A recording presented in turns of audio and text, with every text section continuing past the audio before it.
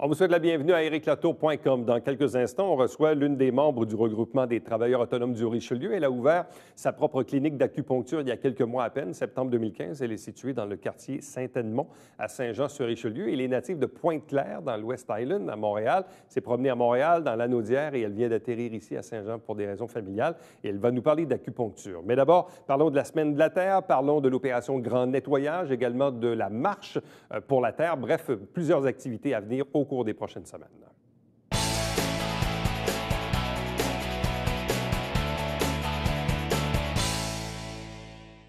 Deux événements à venir à la fin avril. Il y a la Marche de la Terre prévue pour le dimanche 24 avril, mais la semaine précédente, c'est-à-dire le dimanche 17, c'est l'opération Grand Nettoyage, 10e anniversaire. Deux invités pour nous parler de ces événements à venir. D'abord, Catherine Hamel, qui est la directrice générale de la Société de développement du Vieux-Saint-Jean. Bonsoir. Bonsoir. Accompagnée de Richard Gouin, qui est le président du comité de la Semaine de la Terre. Bonsoir et bienvenue. Bonsoir. D'abord, Catherine, l'opération Grand Nettoyage, donc ça le dit, oui, 10e anniversaire déjà. Oui. Quels ont été les principaux faits saillants de cette activité qu'on a lancée il y a 10 ans? Je vous dirais, c'est d'année en année. Initialement, l'activité a débuté dans le Vieux-Saint-Jean et d'année en année, elle a pris de l'expansion. Puis aujourd'hui, bien, c'est le grand nettoyage de Saint-Jean-sur-Richelieu et non pas seulement du Vieux-Saint-Jean. D'année en année, toujours plus de gens qui s'impliquent. En même temps, c'est qu'on a une certaine... les gens reviennent et c'est les mêmes gens et des nouveaux qui s'y ajoutent. Et puis, on a toujours une participation similaire d'année en année. Là. Bon. Comment fonctionne la participation? Je sais que vous demandez que les gens s'inscrivent à l'avance. Oui. La façon que ça fonctionne, les gens doivent communiquer. Je crois que vous allez avoir l'information pour s'inscrire et identifier une zone où est-ce qu'ils veulent faire le nettoyage. Donc, ça peut être un parc, ça peut être la rue qui passe devant chez nous. C'est vraiment, on invite les gens à soumettre des endroits. Nous, initialement, on propose quand même quelques endroits qui sont des parcs qu'on sait qu'il y a un besoin précis là, après le printemps. Mais sinon, ça peut être n'importe où dans Saint-Jean. Bon, c'est aussi une activité familiale. Oui. Ça permet d'inclure puis d'inviter les enfants aussi à participer. Une forme aussi de sensibilisation à notre lieu collectif un peu, ou les lieux qu'on partage. Oui, veux pas, c'est une activité multigénérationnelle. Donc, autant les enfants que les grands-parents. Puis souvent même, je vous dirais que c'est les enfants qui amènent les parents et les grands-parents à participer à une activité comme ça. Bon. Du côté de la Marche de la Terre, et on dit la marche, mais il y a aussi toutes sortes d'activités parce que cette journée du dimanche 24 avril, il y aura plusieurs choses au menu. Là. Oui, il y a beaucoup de choses au menu, mais à part la marche, effectivement, il va y avoir des véhicules électriques qui vont être en démonstration devant, parce que la marche va partir, va faire le départ et le retour au cabaret-théâtre. Alors, sur la rue, devant le cabaret-théâtre, il va y avoir des véhicules électriques.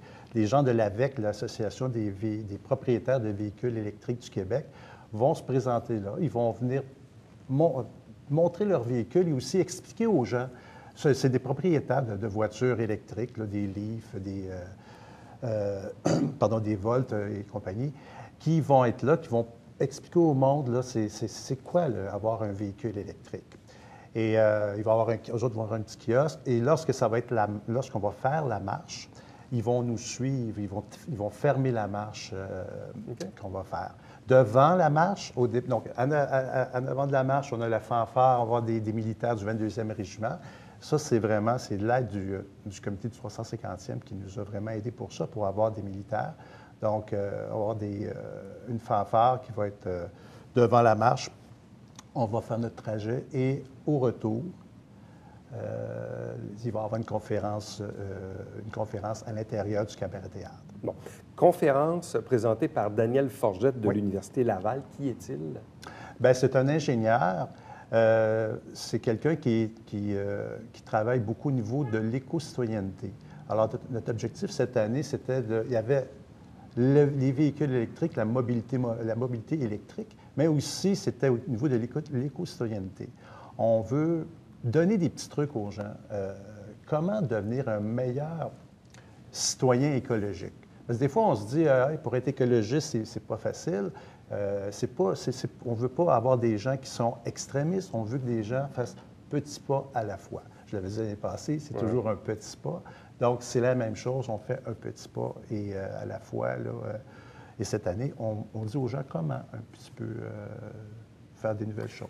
Ça prend parfois une ou des générations pour changer des habitudes. Hein? C'est bien ça. Nous, en plus de ça, on habite dans un continent où, on bénéficie de l'hydroélectricité.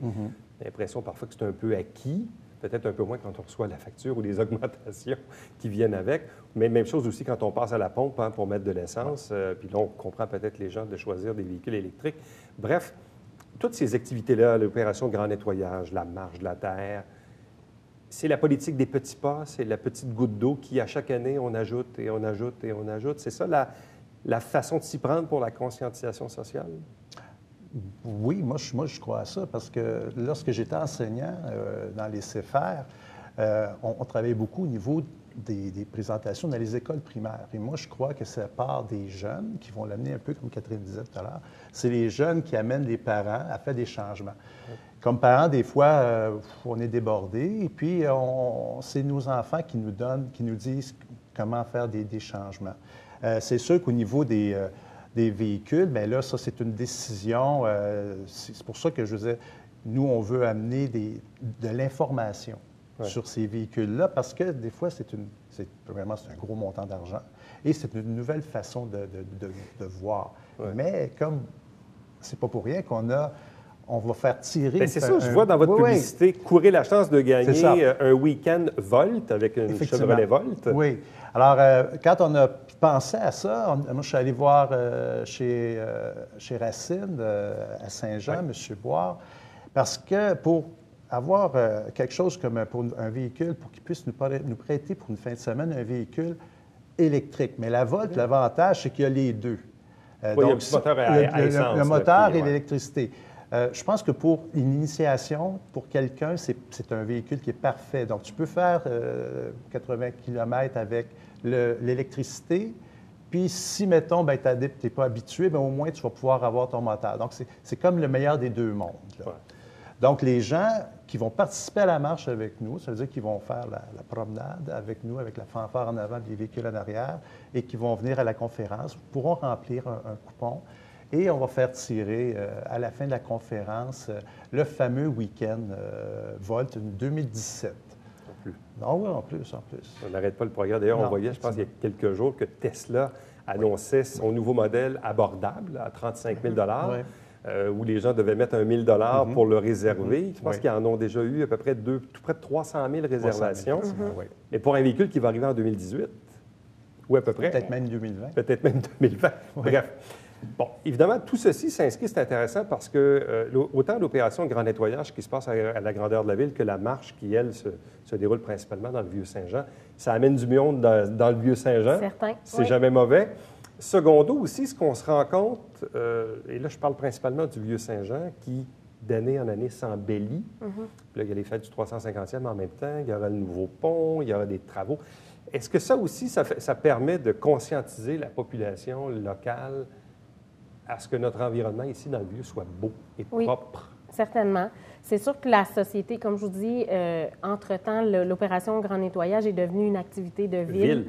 Donc, il y a un gros volet qui est supporté par la ville de Saint-Jean et la société maintient, si on veut, la structure au niveau du Vieux-Saint-Jean. Donc, il y a plusieurs équipes au niveau du Vieux qui s'inscrivent, puis on segmente le Vieux-Saint-Jean en plusieurs sections. Puis effectivement, il y a quand même beaucoup de choses à enlever, mais d'année en année, il y en a moins. Et puis oui, ça crée la fierté, de dire on a un endroit qui est de plus en plus propre et qu'on est fier de parler. Bon. Là, est-ce que les gens doivent fournir les pics, les râteaux, les gants, les sacs? Comment ça fonctionne? Ce qui est fourni, c'est les gants et les sacs et puis le contenant là, pour les seringues, des choses comme ça. Et sinon, les gens doivent apporter leurs pics ou leurs râteaux là, pour participer à l'activité. Bon an, mal an, est-ce qu'on ramasse quand même pas mal de trucs? Oui, énormément. D'année en année, c'est différent. Donc, il y a des simples cochonneries, là, comme on dit, un papier de quelque chose, mais il y a des plus gros morceaux qui se trouvent. On les rapatrie à un endroit. On a toujours des surprises. Là. Des fois, une année, ils ont trouvé un 100 $. d'autres années, un billet gagnant, un gratteux gagnant. Tu sais, il y a des belles petites histoires comme ça. Puis, il y en a pour tous les goûts. Tu sais, une poubelle, c'est pas nécessairement un mouvement qu'on a fait de se débarrasser de quelque chose, mais ça peut être quelque chose qu'on a perdu. Oui. Et ça, évidemment, bon, oui, parce que ça se passe sur 2 fins de semaine. Hein, dans le fond, c'est le dimanche 17 pour l'opération Grand Nettoyage et la semaine suivante, la Marche de la Terre. Donc, tout ça s'inscrit évidemment dans cette mouvance du mois d'avril où on essaie de conscientiser les gens à leur environnement.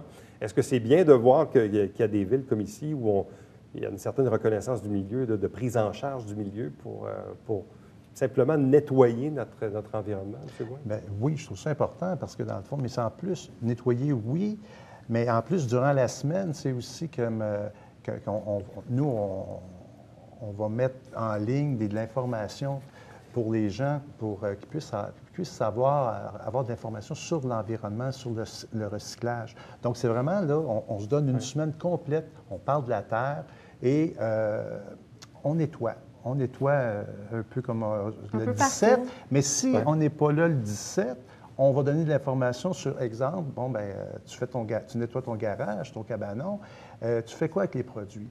Souvent, les gens, ils veulent faire quelque chose, mais après ça, ils se retrouvent avec des objets puis ils ne savent pas quoi faire avec. Donc, on va leur donner durant la semaine de l'information sur des endroits où ils peuvent aller porter ça. Il n'y a pas juste Compo. Compo, lui, il ramasse plein de choses, mais il y a d'autres endroits qui peuvent ramasser aussi des produits. Donc, pour faciliter, plus on facilite, c'est sûr que mieux ça va aller. Si les gens ont à se creuser les méninges, des fois, ils vont dire, bon, ben là, on va faire comme dans l'ancien temps, on va jeter ça. Donc, mais là, maintenant, on leur donne les moyens, on leur donne l'information et ça va leur permettre d'embarquer mais là où dans la on voit mouvance. que les pensées évoluent, je prends ma propre expérience. Il y a une année ou deux, je suis sur un terrain de camping aux États-Unis. Et là, vient le temps de disposer là, des canettes, là, des bouteilles et tout ça. Et là, ce camping-là n'était pas équipé.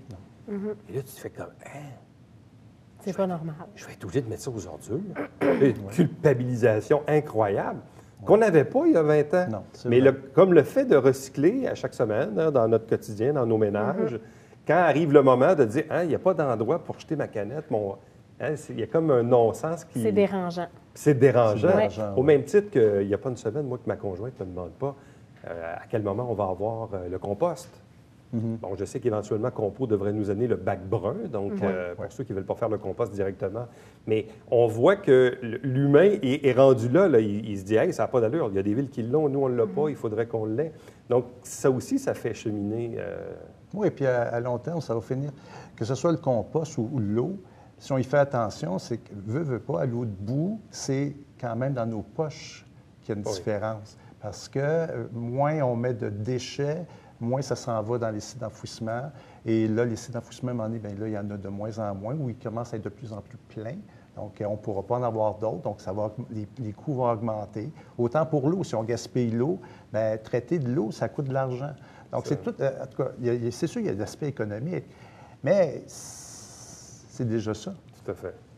Donc, on le répète, 2 événements à venir. Dimanche, le 17 avril, opération Grand Nettoyage, de 10h à 13h, et vous avez les coordonnées en bas d'écran pour vous inscrire. Il y a plusieurs centaines de personnes qui participent à cet d'année en événement-là. année, je dirais, la dernière année, c'était plus de 300 personnes. Là. Donc, puis on va souhaiter évidemment qu'il fasse beau. Et puis, la semaine suivante, le dimanche 24, Marche de la Terre. Donc, ça démarre au Cabaret Théâtre du Vieux-Saint-Jean pour la marche. Comme le disait monsieur, il y aura des voitures électriques en exposition.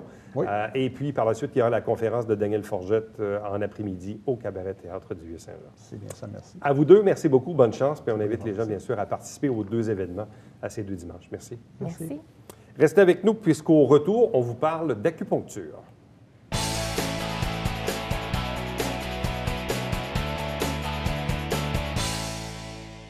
Salut, ici Alexandre Baudouin. Et François Trépanier. François, cette semaine à Sport Express, 100% David Gauthier. Oui, athlète de boxe de la région qui revient tout juste des qualifications olympiques et qui va y retourner. Exactement, ça va être en juin prochain. Ne manquez pas ça.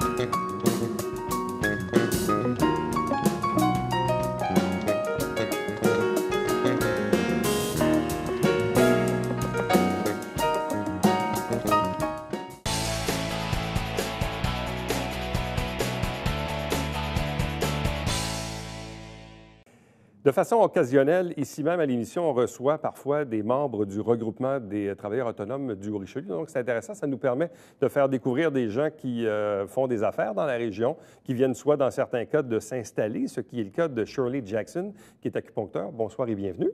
Merci beaucoup.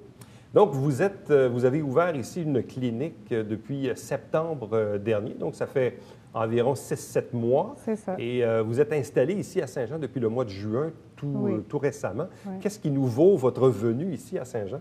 Mais c'est que j'ai de la famille. J'ai un enfant à Napierville avec 3 enfants, dont même un nouveau-né. Alors, c'est ça qui m'a motivée de venir ici.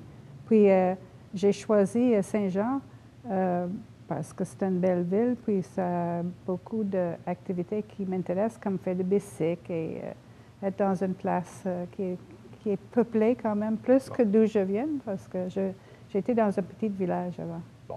Vous avez pratiqué l'acupuncture auparavant du côté de Montréal et de Joliette dans l'Anaudière. Oui. Mais ce que j'ai compris en lisant votre parcours, l'acupuncture est arrivée, disons, sur le tard dans votre vie. Ah oui, j'ai changé souvent dans mes carrières.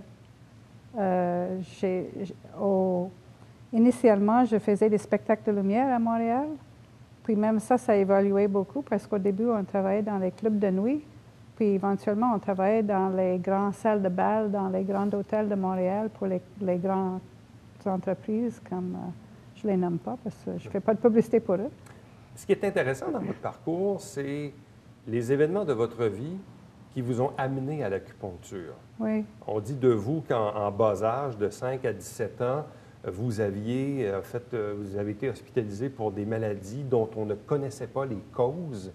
Et visiblement, tout au long de votre vie, vous aviez des douleurs persistantes dont vous n'arriviez pas à corriger ou à maîtriser directement. Donc, parlez-nous un peu de quel type de douleur on parlait quand vous étiez jeune ou même un peu plus vieille. Oui, mais spécifiquement, j'ai eu 3 chirurgies dans le dos pour une scoliose adolescente aux âges de 11 ans, 14 ans, 17 ans. Je dirais qu'il était en phase expérimentale dans le temps. Ouais. Puis, je n'avais jamais eu de douleur à ce moment-là. C'est à 20 ans que j'ai eu que les douleurs ont commencé assez pour que je rappelle mon médecin. Puis le secrétaire m'a annoncé que je n'étais plus enfant, alors le médecin ne me verrait plus. Et à travers les prochaines 20 années, mais j'ai su qu'il y avait 3 orthopédistes à Montréal qui verraient les adultes avec un problème d'enfance. En tout cas, j'ai passé à travers tous les tests qu'il avait à me faire et tous les services qu'ils m'ont à offrir, puis ça n'a rien fait pour mon douleur. Des fois, j'ai pris des anti-inflammatoires, souvent, et je n'aimais pas ça. Mais je n'aimais pas l'acupuncture. Alors, j'ai travaillé pour le gouvernement du Québec, mais j'avais fait mon éducation en maîtrise en administration de la santé. J'ai travaillé à la CSST et à plusieurs autres ministères. Puis, lors d'un congé de maternité, mais j'ai décidé de prendre un cours de shiatsu massage japonais. Et c'est le dernier prof qui était un acupuncteur. Puis, je trouvais qu'il maîtrisait beaucoup mieux la matière que je voulais étudier que tous les autres profs dans cette école-là. Alors, j'ai eu une confiance, j'ai demandé un traitement. Et le traitement m'a fait du bien. Je sentais des places dans mon dos qui avaient été engourdies pendant 20 ans. Et je savais que c'était quelque chose que je voulais poursuivre. Et le gouvernement avait c'était enrichissant comme emploi, mais aussi pas assez enrichissant pour moi. En tout cas, j'avais fait le tour de ce que j'avais à faire.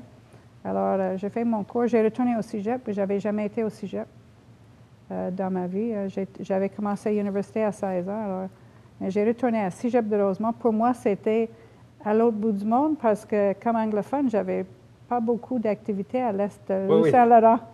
Alors, ça, c'était vraiment loin.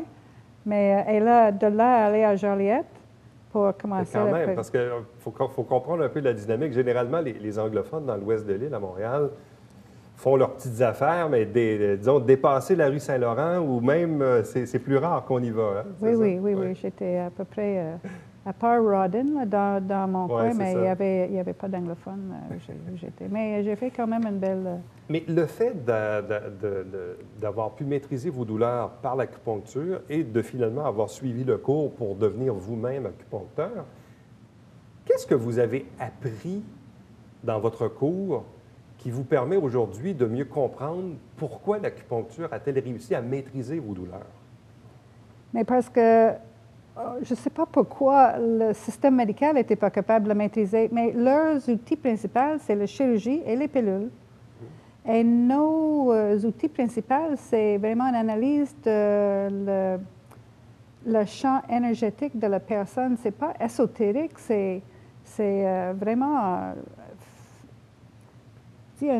un médecin a toujours une spécialité et si c'est un orthopédiste, mais il ne sait pas beaucoup sur le muscle ou les tendons, ou je ne sais pas. Peut-être il sait. Écoute, je ne dois pas les... Peut-être il sait. Là, vous parlez un peu, je présume, de la conception du yin et du yang. Yin et du yang. C'est énergétique, puis l'acupuncture est très attentif à les subtilités qui sont souvent avant la manifestation des symptômes comme tels.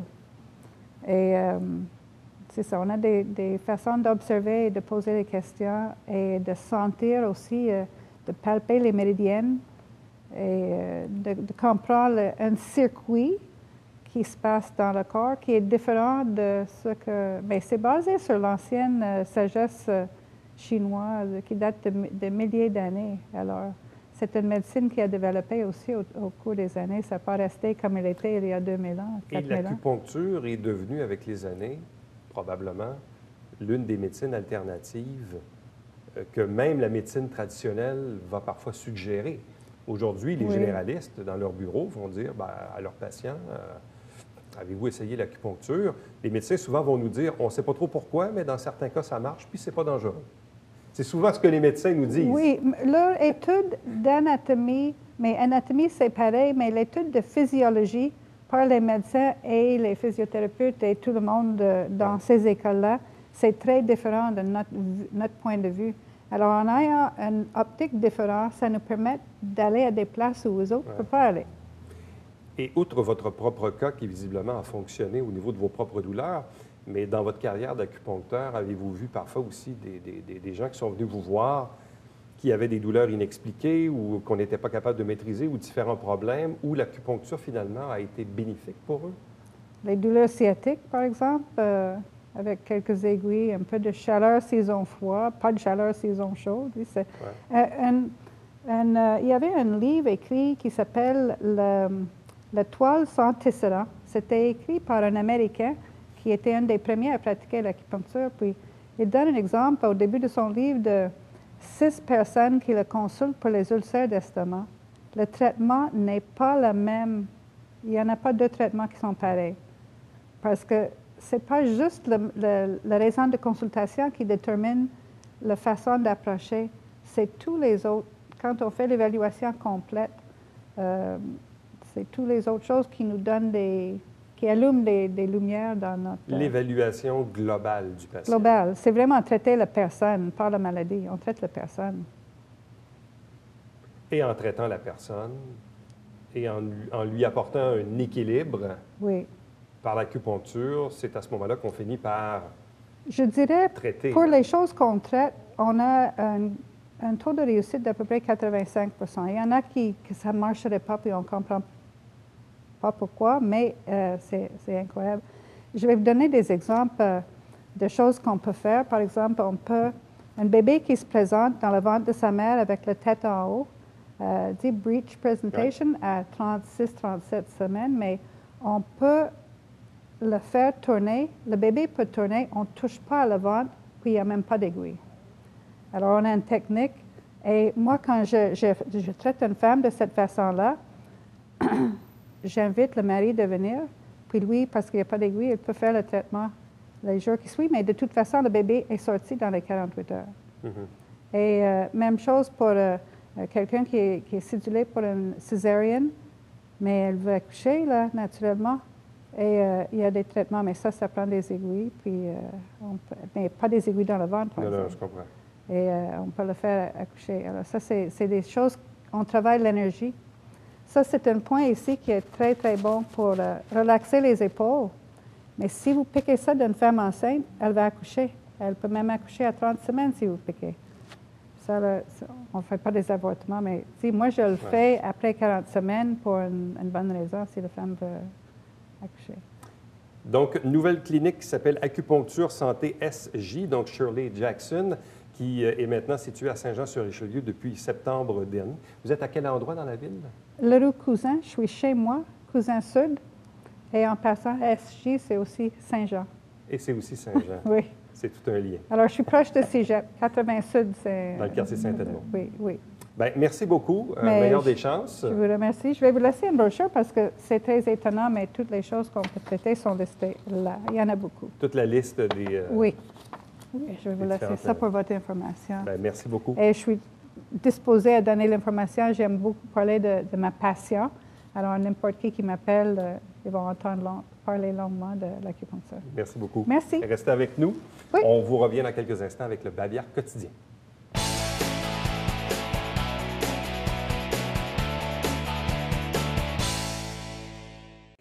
Samedi, le 7 mai, c'est le festin de fruits de mer au profit de la Société Saint-Vincent-de-Paul de Saint-Jean-sur-Richelieu. Si vous désirez obtenir de l'information, vous avez les coordonnées à l'écran. Ne manquez pas à chaque semaine l'émission Saint-Jean-sur-Richelieu où on vous résume les travaux du Conseil de ville de la ville de Saint-Jean-sur-Richelieu. On fait la captation le 1er et 3e lundi du mois et avec un conseil, on choisit des extraits qu'on divise dans 2 émissions. Et ne manquez pas aussi le Télébingo, c'est le dimanche matin 9h30 en direct avec 3 500 $ en prix. Prochain rendez-vous demain. Bye bye.